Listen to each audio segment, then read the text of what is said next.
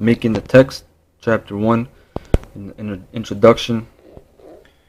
Alright, so it says, second, the development of the text did not stop with the publication of the translator's work in 1611.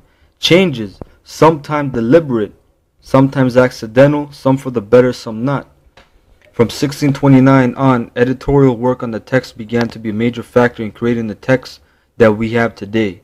The spelling was modernized, changes were made in the translation, and the punctuation was revised. Most of the changes were made by 1769, but work on this sort has never quite ceased.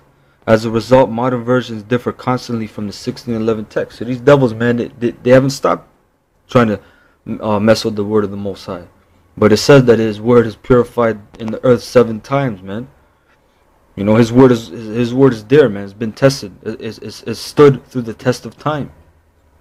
You know, like an old saying. All right. And this goes into some info here. It says setting up the work. It says 6 companies of translators were created, 2 each at Westminster, Cambridge, and Oxford, and 47 men named to these companies. The first Cambridge company worked from Chronicles to Ecclesiastes. The first Oxford company took the prophets, and the second Oxford company the Gospels, Acts, and Revelations. All right.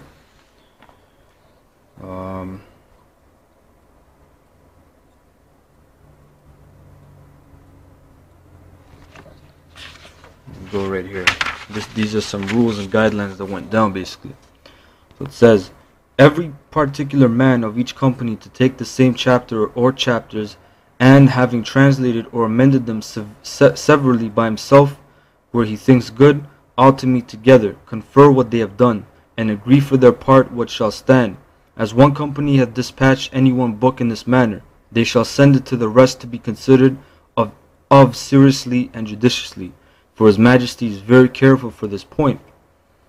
If any company, upon the review of the book so sent, shall doubt or differ upon any place, to send them word thereof, note the place, and withal send their reasons, to which if they consent not, the difference to be compounded at the general meeting, which is to be of the chief persons of each company at the end of the work. When any place of especial obscurity is doubted of, letters to be directed by authority to send to any learned man in the land for his judgment of such a place. The directors in each company to be the deans of Westminster and Chester for that place, and the king's professors in the Hebrew and Greek in each university.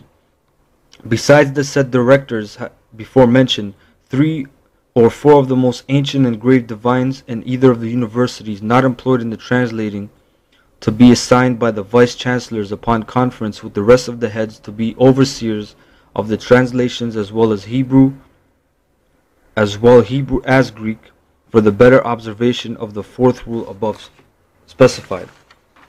Alright, and the last document is called Chapter 1, the Apocrypha in the Bible, which you can Google this and it'll come up, you know.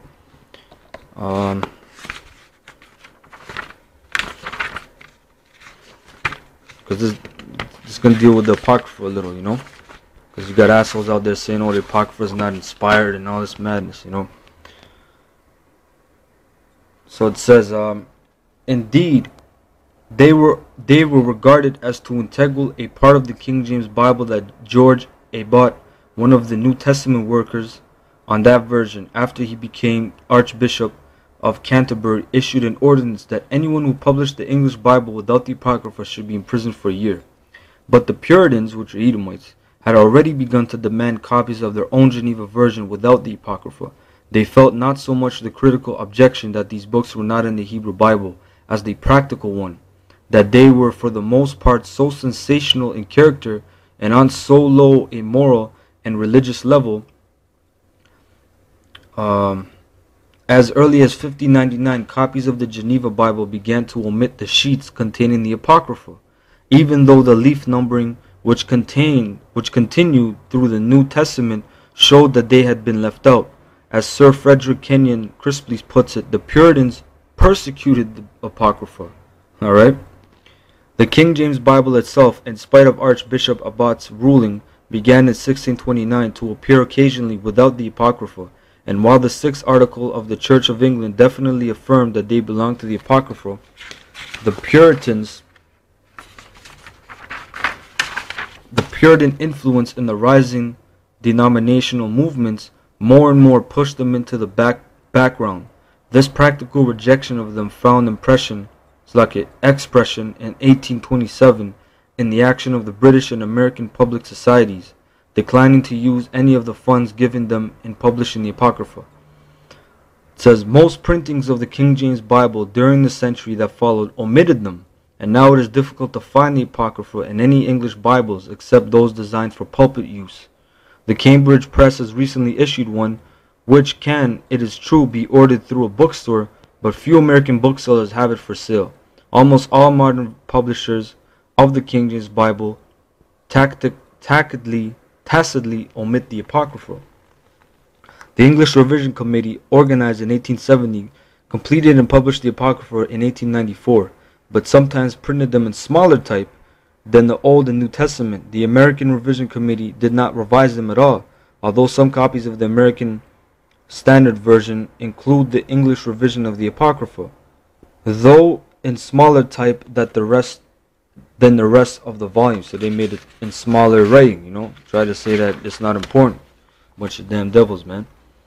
Whatever may be thought of the English revised version of the Old and New Testaments, there could be no doubt that the revised Apocrypha fall far below it in quality. Alright. And I believe that was it on this. Yeah. That was basically it on that article. I'm going to end it off with some scriptures. This is Job 15 and 6. Because a lot of these articles, they're written by Esau. So you might say, oh, how can the devil speak the truth and all this stuff, because the Most High made these devils to tell on themselves, man. That's what you knuckleheads don't understand. Like the elders say, you use what you can, man. Use things that that are aligned with the scriptures, that go in accordance with the scriptures, man.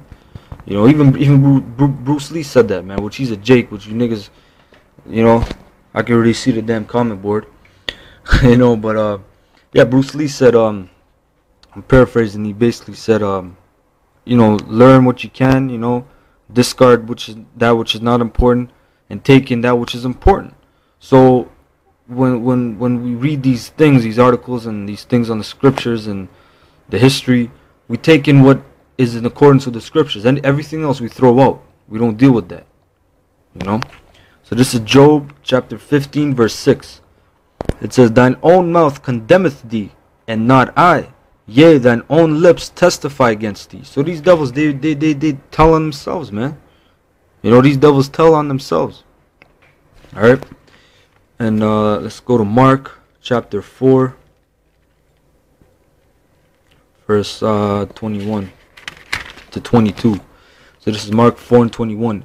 And he said unto them, is a candle brought to be put, and he said unto them, is a candle brought to be put under a bushel or under a bed, and not to be set on a candlestick? Which this word is like a light. It's a great light.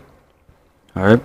For there is nothing hid which shall not be manifested, neither was anything kept secret, but that it should come abroad. So all these things, they're being brought out, basically. It says, how are the things of Esau searched out? How are his hidden things sought up? So these devils, when they try to hide it, the Most High is going to reveal it, man. The Most High is revealing it right now through the prophets. Alright?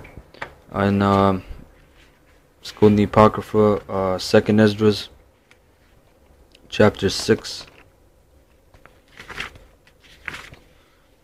2nd Esdras 6 and 27. It says, for evil shall be put out, and deceit shall be quenched.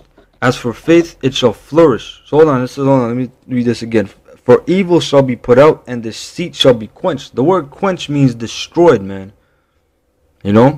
So evil and deceit is being destroyed. It's being put out, man. That fire is being quenched. It's being put out. As for faith, it shall flourish, corruption shall be overcome, and the truth, which hath been so long without fruit, shall be declared. The truth is being declared right now, man, through the prophets, starting with the elders, GMS, going all the way down. Alright, the truth is being revealed. It's being brought out. Alright, and let's go last scripture, 2nd Ezra chapter 7, verse 28. It says, For my son Yahushua shall be revealed with those that be with him, and they that remain shall rejoice within 400 years. After these years shall my son Christ die, and all men that have life. And the world shall be turned into the old silence 7 days, like as in the former judgment, so that no man shall remain. So wisdom was hid, you know. Wisdom was hid basically after Yahushua died and the apostles died, and we were destroyed 70 AD. And even though we ruled in the Middle Ages, we didn't have this truth basically.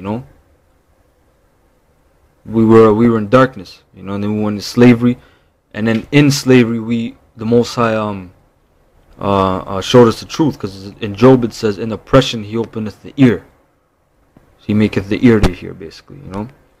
It says, and after 7 days the world that yet awaketh not shall be raised up, and that shall die that is corrupt, and the earth shall restore those that are asleep in her, and so shall the dust those that dwell in silence, and the secret places shall deliver those souls that were committed unto them. And the Most High shall appear upon the seat of judgment, and misery shall pass away, and the long suffering shall have an end, but judgment only shall remain. Truth shall stand, and faith shall wax strong, and the work shall follow, and the reward shall be showed, and the good deed shall be a force, and wicked deeds shall bear no rule. Alright, so with that, I say all praises to Yahweh, Bahasham Yahushai, double honors to the elders, great millstone, double honors to you brothers out there doing the true work of Yahweh, Bahasham Yahushai. I hope this was edifying. Alright, Shalom.